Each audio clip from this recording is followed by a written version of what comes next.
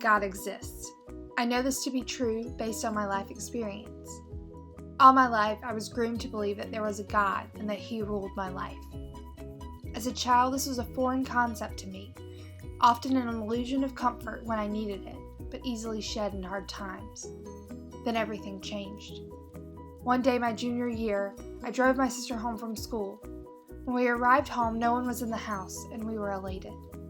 Usually my mother or father were there to get us started on homework, so without them present, we were free to watch TV and do whatever we wanted. When we got started on our frivolity, but suddenly an SUV came barreling down the driveway. When it parked, my uncle rushed into the house. I'll never forget what he said. "Get in the car, we have to go to the hospital." My sister and I, unsure of what was going on, just blindly followed my uncle to the car.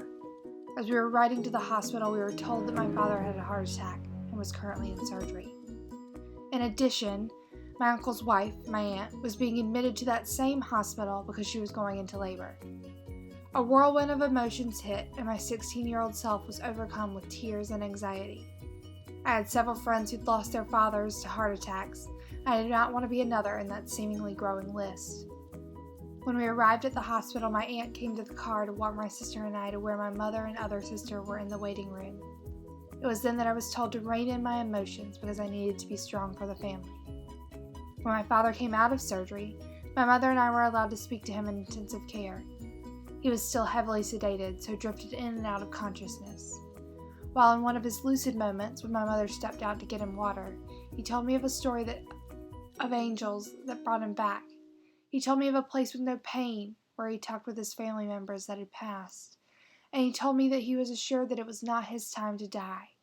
His final words before drifting out of consciousness again were that he had so much more to do in his daughters' lives, that God was giving him more time. Before this moment, I had rarely, if ever, heard my dad talk of such things. He was more the rugged, silent type that had just sat in the church pew on Sunday to do his duty and raise his kids right. He would mention God, but never say much more than that He existed. But this speech, while uncharacteristic, was moving and real. It resonated as true.